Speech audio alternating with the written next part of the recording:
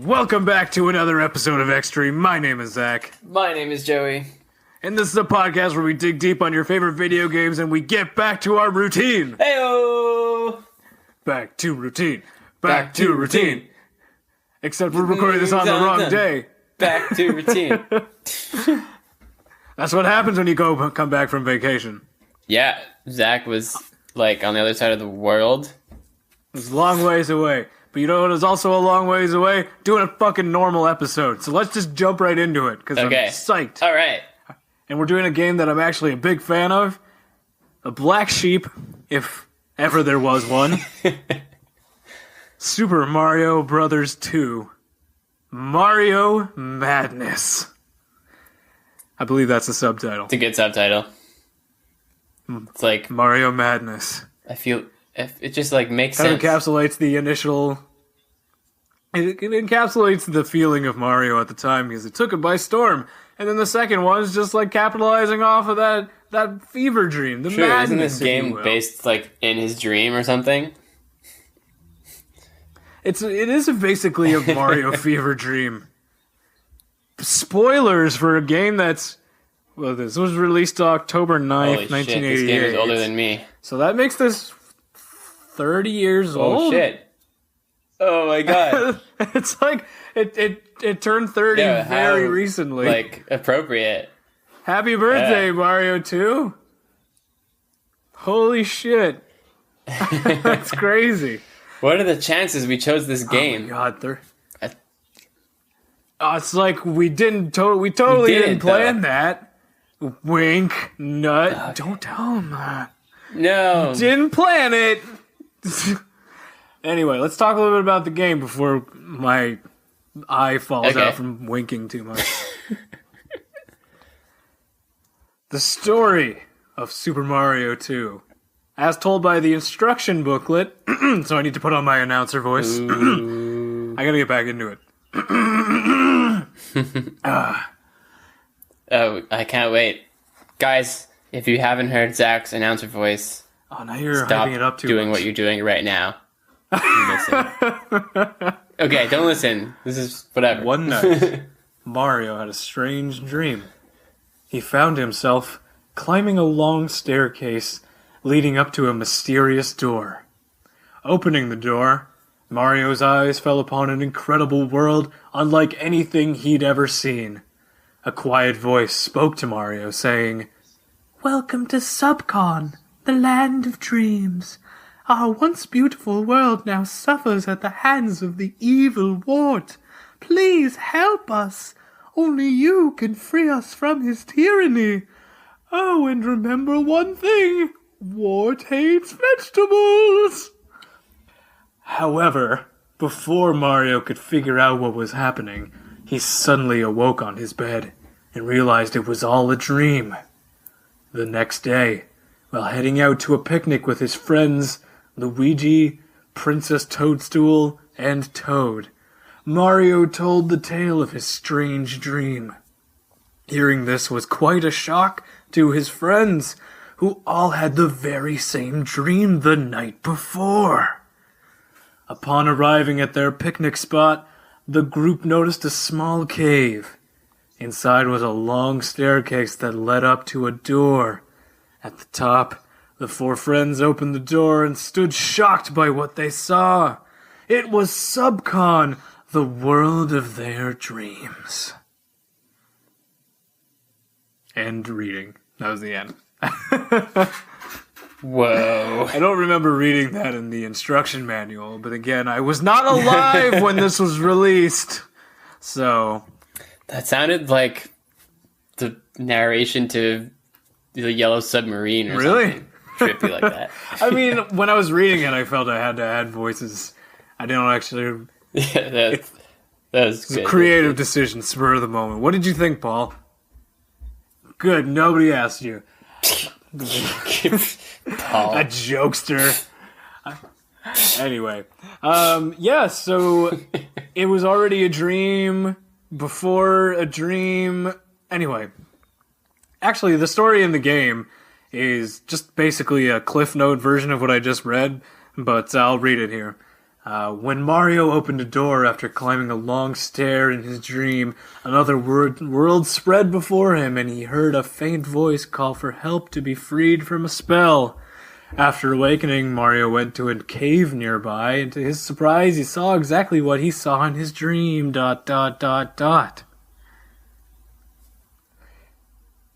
So not as detailed.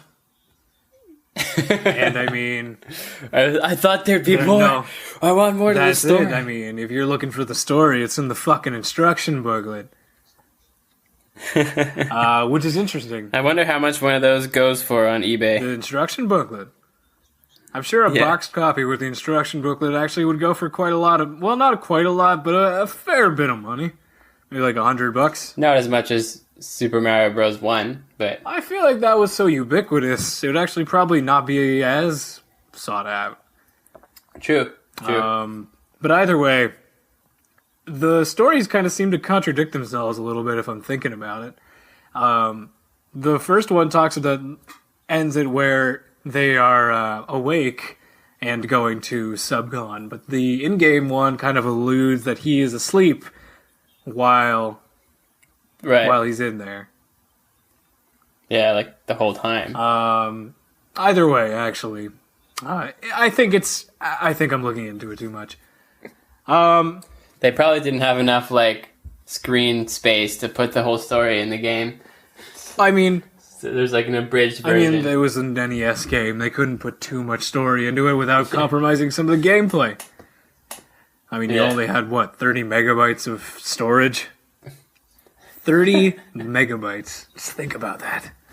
That's nothing. That's like, literally, I can't even think of something that small. I have an SD card that fits 64 megabytes. I'm sorry, 64 gigabytes.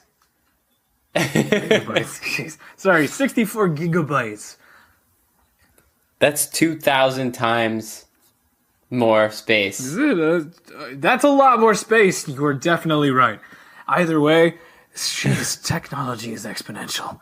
Anyway, there's no faffing about here. Once you start the game, you start the game. Yes. Paul, put in music because that's where it should go.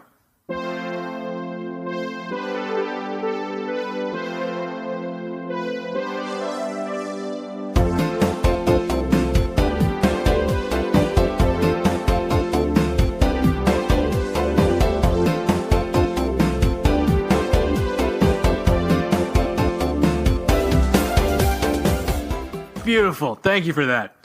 There's no faffing about here. You pick your character immediately after pressing the start button. There's no explanation, no distinction between them aside from the literal physical features of them.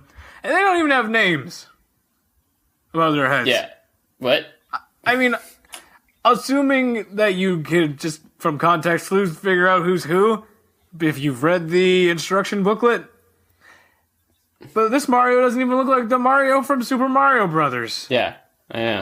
Like, what the hell? Come on. I don't know, but I mean, against context clues, it is Mario the first choice that you have, so you would assume that the one on the far left is Mario. And then, by process of elimination, Princess Peach is the only woman there. Yeah. So, then we have another humanoid who's gotta be... Can't be Mario, because the one of Mario's on the far left, so it's gotta be his bro man, Luigi. And then you have this abomination against nature, which has been flipping you off in Super Mario, which is obviously Toad. Yeah. So who needs names? Never mind. Yeah. They're just pictures. Pictures say 1,000 It's all about context words. clues. It's all about context clues, Joe. Oof. Wise. That's how I got around in a foreign country, all about context clues. I believe it. But funnily enough, the NES sound chip has a bit of a time, and this is going to be a bit of a theme throughout the game. I'm sensing it. The 5 channels on the NES's sound card seem to struggle a bit, even under the slightest weight of picking a character. Yeah. What I mean is, every time you move the cursor, it makes a, bring noise. Right. Which tends to cut out on other channels audio. Standard. 80s. Standard. I mean, we hear that we hear that in a lot of games, honestly, where sound effects fight with the actual music. Yeah. Just kind of a limitation of the time. Nothing bad, really. It's more just a point to call out because, again, we dig deep. Yeah. And I'm trying to remember how to dig. Granted, for 1988, I gotta say the visual distinctions between each character is pretty on point. Yeah, it's good. Like, take a look at the character selection screen itself. Like, I'm looking at it right now. There is a distinct physical difference between Mario and Luigi. Yeah. One is taller, one is fatter. One is red, one is green. So, one has a dress. Actually, weirdly enough, if you take a look at Peach versus the guys, there's not just, aside from the fact that she's the only woman amongst the four of them, there's also another weirdly defining feature of her that is not present in the others. Do you want to take a guess? I feel like this is going to go really badly for me. Is it? You want to take a guess? Yeah, I want to guess. Okay. Is it? Let's just keep in mind that there might be children listening. Okay, alright, good hint. Okay. Is it boobs? Damn it! It's not boobs. Fantastic. It is the fact that she has pupils. What? Does she not have pupils in the others? Not. No, she is the only one that has pupils. Oh. The others do not. They have black voids for eyes. But she has pupils. They went out of their way to give her pupils. You tricked me with the children listening thing. My tricksy ways. Paul, put in a victory sound for me.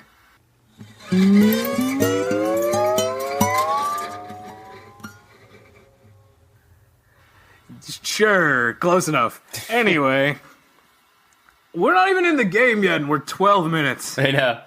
Okay, never mind. I still remember how to dig. Actually, Paul, put in a little musical break. Let's give you guys a bit of a break before we even get started. Yeah.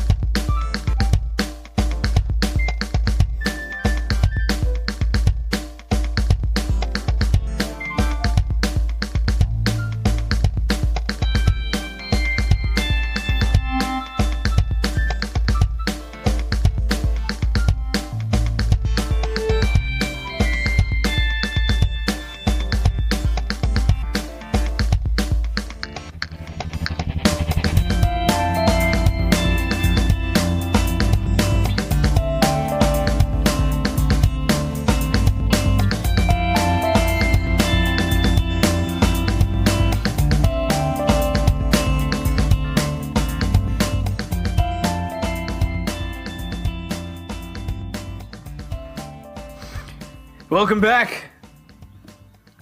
Hey. We're so far in and we haven't even started the game. Okay. Okay, Level let's start 1-1.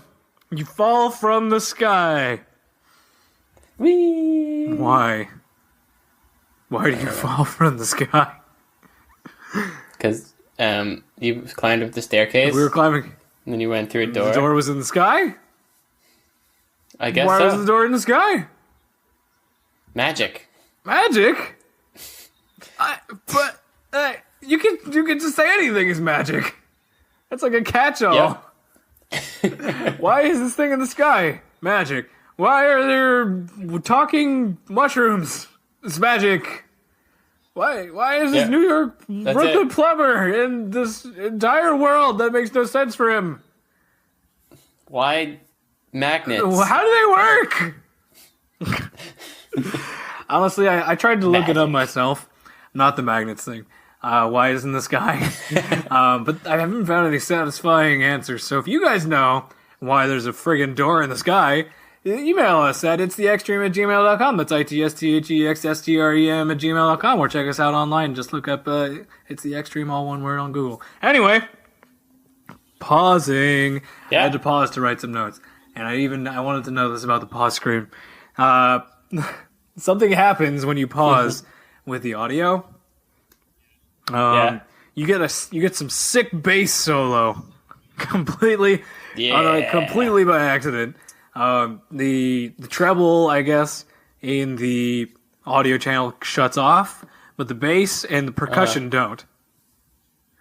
Maybe that's on purpose. Maybe, I guess that's how they decided to set up the pause function, but it's just got this sick bass solo now anytime you pause. Except for one thing, the treble does try to cut in every so often, and it leaves with this this loud like just every minute or so. Like the sound chip's trying to suppress it, but then it'll just kind of cut through every so often, which is weird. Yeah, like when the bass kind of like is too low that there's nothing else to like come through, maybe. Or I'm wondering if they put most of the main treble on one track, but they ran out of room and they had to put some of the treble on the bass track. And they tried to like cover that up.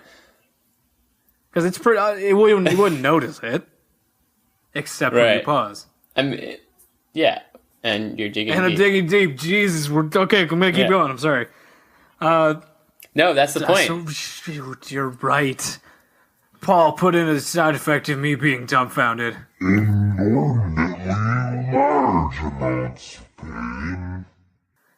Did you just use my voice again?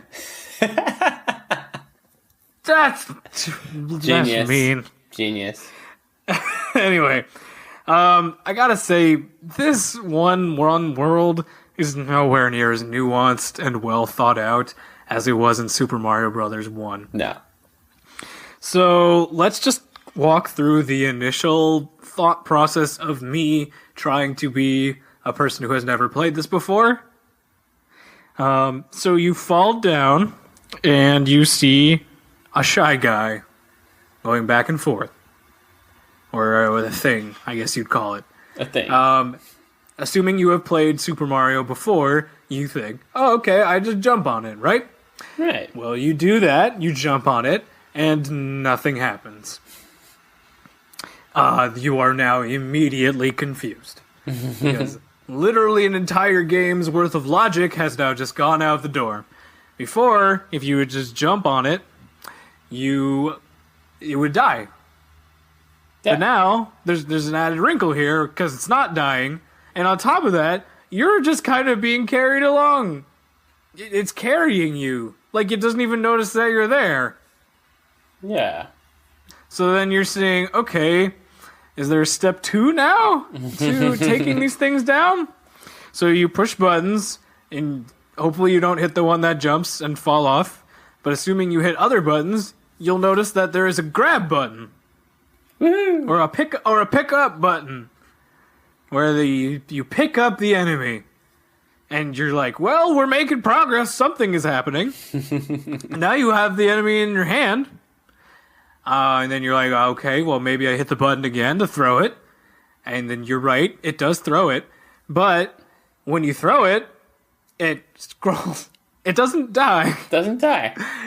No, it scrolls off the side of the screen and then back on through the other side of the screen below you. Because you threw it at an angle. It doesn't die off screen. In fact, it loops around to the other side and continues walking. Normal.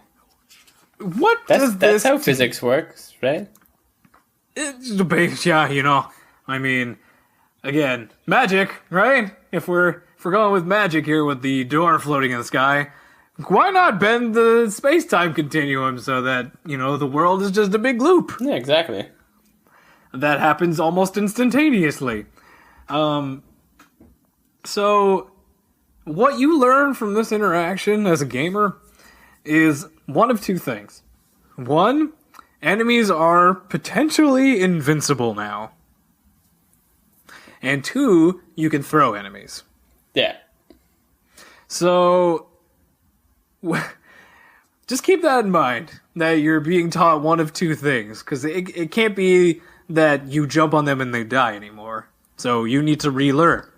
Keep in mind, this is the game. This is how it's choosing to teach you how to play its game.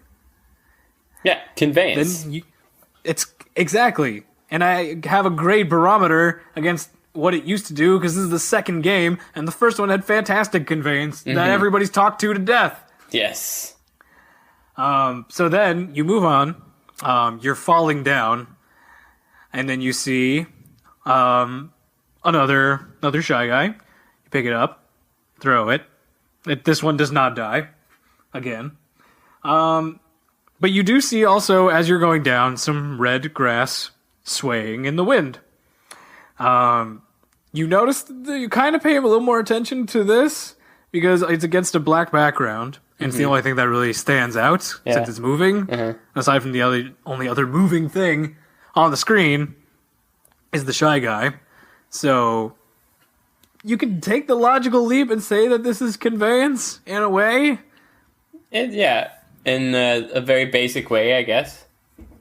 In a sense that it is a moving object that your eyes may be drawn to, and it is a color different than what you're seeing. It is the same color as the Shy Guy, so maybe you make the connection that way. So it may indicate, and it may teach you that you can actually pick up these red grass things. And you see that there is a turnip. Cool. It turns up. It just turns up. Just a turnip. Yeah. Do you think that's why they're called turnips? Because they were just everywhere. And there's like, what are these? They just keep turning up. Call it a turnip. Stamp it and put it on the registrar. Anyway, so it teaches you that you can actually interact with these red grass things. Anyway, okay, Paul, you got to put in like a break somewhere here because I've been talking for like 6 minutes. Break it up with a sound effect or something.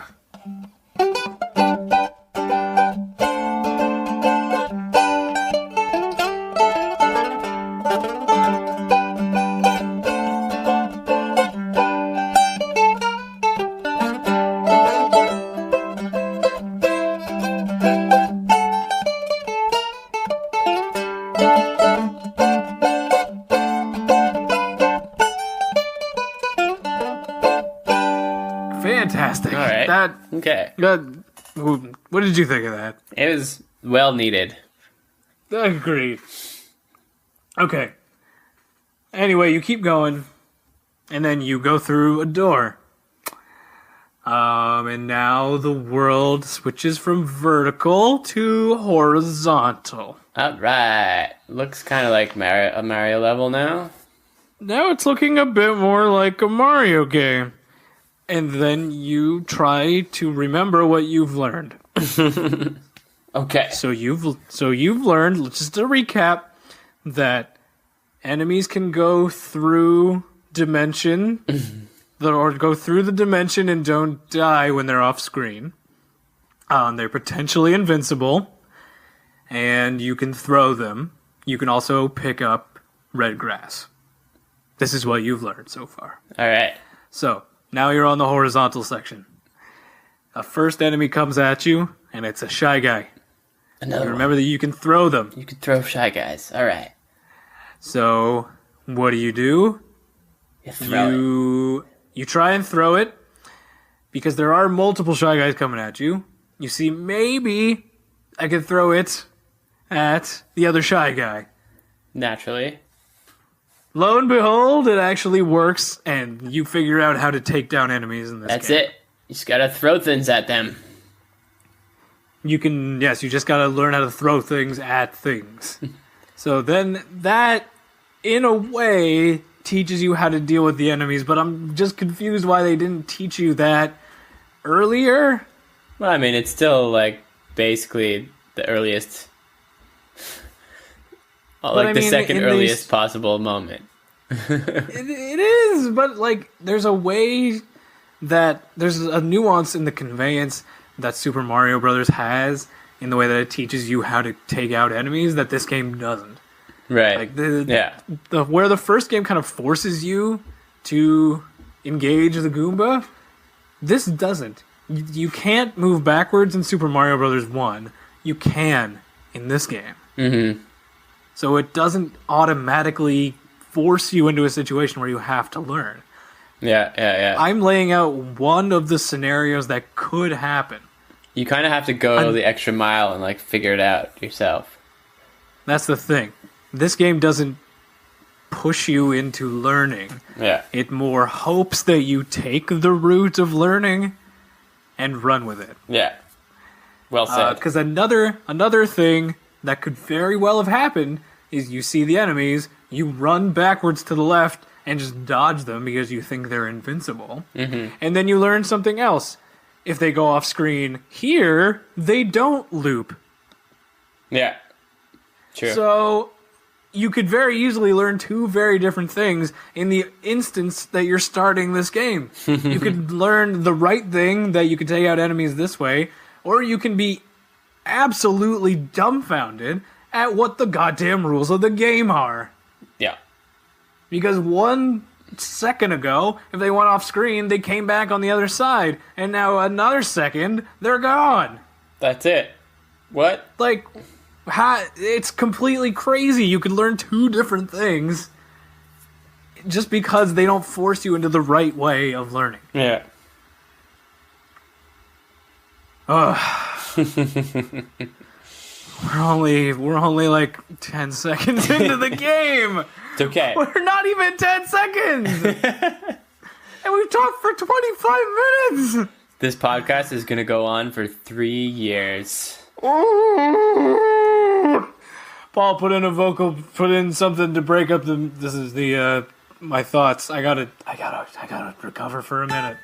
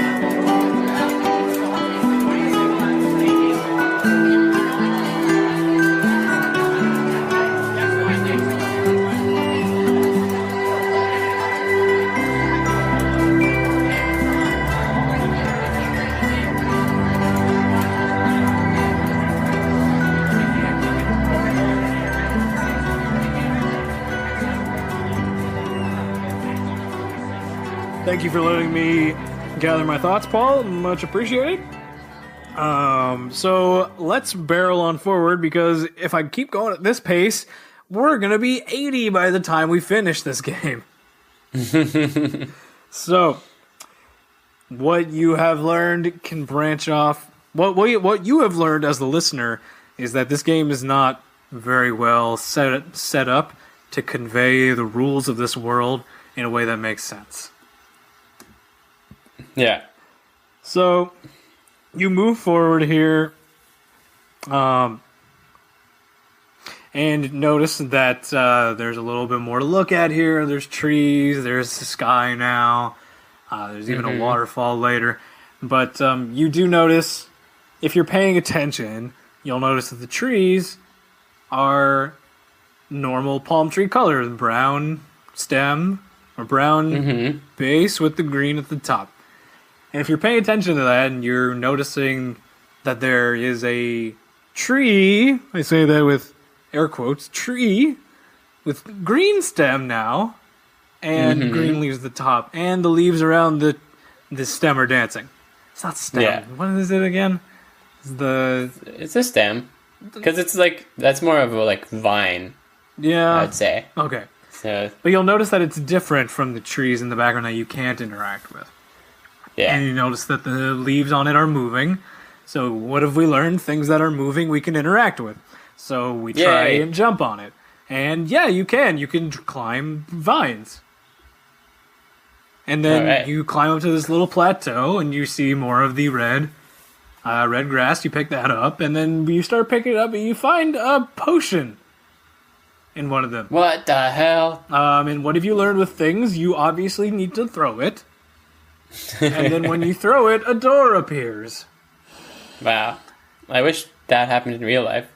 And now you're thoroughly confused. Also, that would be great. Yeah. But then it would be better, honestly, if you could choose where that door took you to. Oh, Like yeah. if you threw down a potion, you walk through a door and you're at your office. Or you're in Thailand or something. Anyway. If only. Anyway. This door takes you to the negative dimension where Yeah. Like, what the hell? for about 10 seconds. So you need to figure out what the hell is happening in 10 seconds because then you're booted back to the actual game. Assuming you just kind of do what you did in the other area, you pick up the red coins or the red grass to get coins. Very familiar Mario staple. And you may notice if you threw the potion in the right spot, a mushroom, something familiar. Yay. But how do you know what spot? You don't. You don't. You don't. You just kind of hope that you're in the right spot. Great. Which is not good conveyance at all. But you hope that wherever you have thrown the potion down, there is a mushroom. Usually it is, but sometimes it's not. Either way, you remember a mushroom from the previous games, and you go up to it and like, yeah, I'm gonna jump into it, and I'll get a power up. Yeah, I'll get bigger. And then you jump on it, and nothing happens. Nope. And then you're like, wait, do I need to? And then as you're having the thought that you may need to pick it up, you're booted. You're booted, and you don't get it. And you're like, what the hell? Why is there? Fuck this. Why do I only have 10 seconds in this dimension? I want the mushroom. This is Mario. I want a mushroom. Right? You wanted a mushroom. This is a Mario game. I want my mushroom. Yeah. Paul, put in a mushroom sound effect.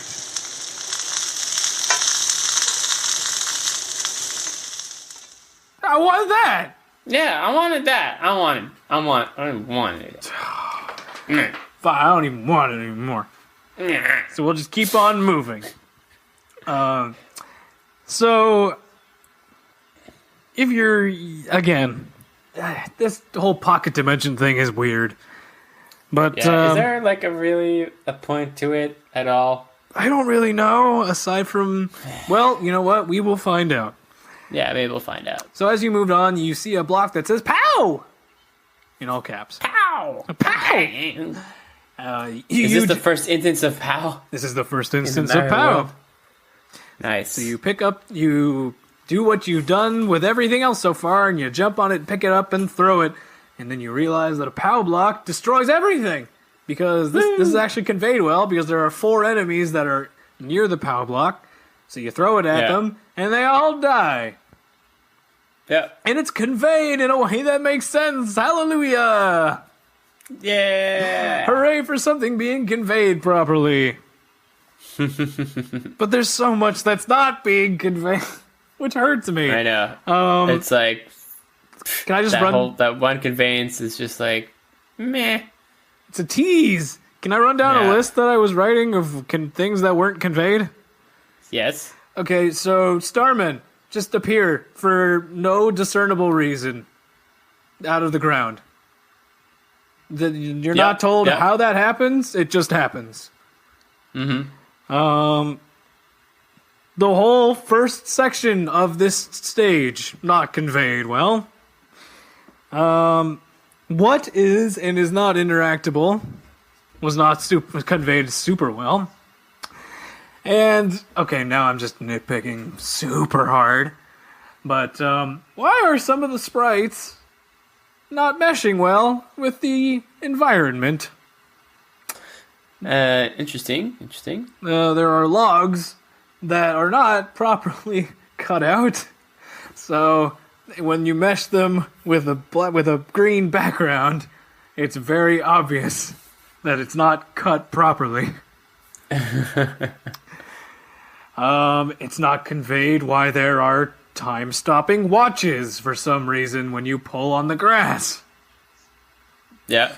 Nope. Why sometimes when you pull out green grass, there are literal bombs in the ground. Okay. Why are certain physics only associated with certain different layouts of the game? Yeah. Yeah, why does it change if it's vertical or horizontal? Why not? Can I just skip to the boss? I think we've covered basically all the aspects of the level. Is there anything you think I missed? That was huge? Super! No. Let's talk This about... boss is going to be so much non-conveyance. So let's do this. Talk about Birdo. Yeah! First appearance of Birdo, B-to-dubs. Okay, so you walk up to this bird, which you can just walk past, first of all. But there is nothing there. You can't actually proceed. So you assume you have to beat this thing to move on. Mm-hmm. You see that you tried doing what you've been doing before, where you jump on it and try to pick it up, and that does not work. No. Okay, strategy 1 out the window. This is where I quit for like the first 10 years of playing this game. For good reason, because it does not convey to you at all what you need to do. Because it doesn't give you any indication that you can jump on the projectiles that it shoots. It gives you zero indication. And no indication at all. If you've learned anything from any game ever, if a boss shoots something at you, you try to avoid it. Unless specifically told that you can interact with it. Mm-hmm. And the eggs don't have any kind of interactivity aside from the fact that you may, while you're dodging it, at some point, mistime a jump. And you end up on top of it, and then you realize you're riding it. And then you think, wait a minute, I'm riding this?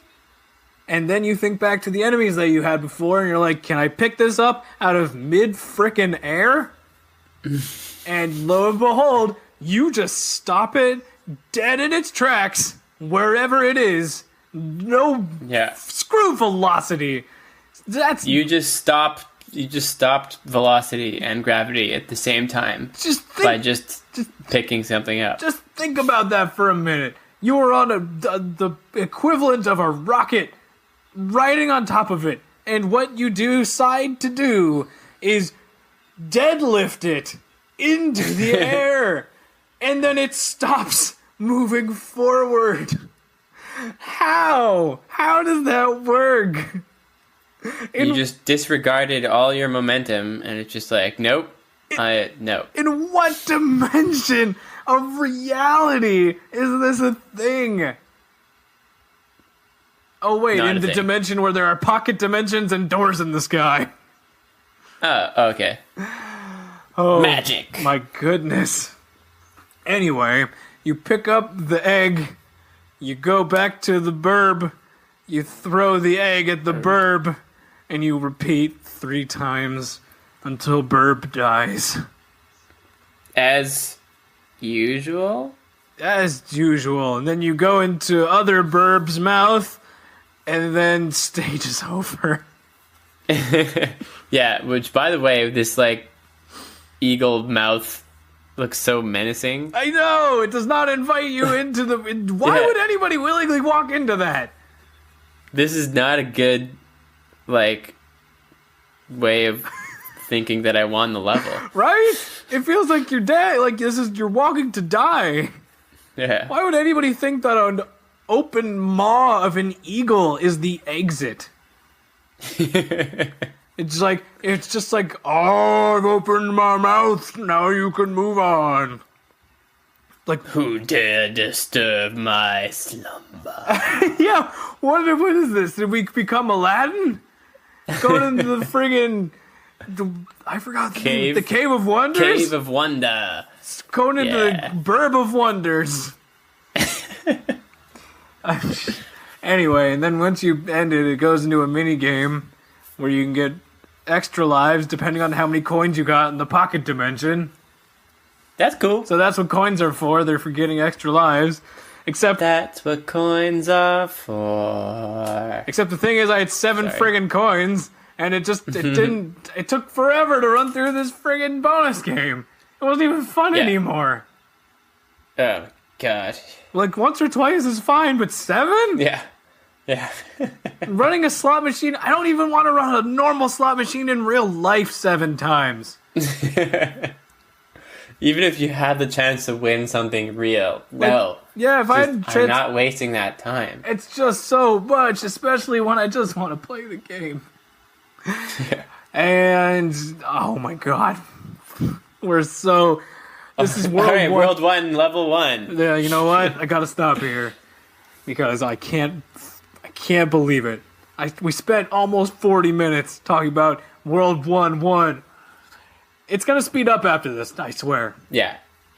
But we've got the basics down, unless, like, we don't. And I really hope that Paul has been putting in a lot of musical breaks so that it hasn't been just my voice constantly. Oh, yeah. We gave him some room. Anyway. Thanks again, guys, for listening. We're gonna cut it here. Yeah. Again, if you want to reach out to us, you know how. It's theextreme@gmail.com. That's ITSTHEXSTREM@gmail.com. Or you can just look us up on Google. Just type in It's The Extreme, all one word, and you'll find all of our stuff. Instagram, Facebook, Twitter, the actual website. Check it out if you got time. Yeah. Do it. We've got cool shit. Other shit, you know? Yes. Be prepared, gang. We are back.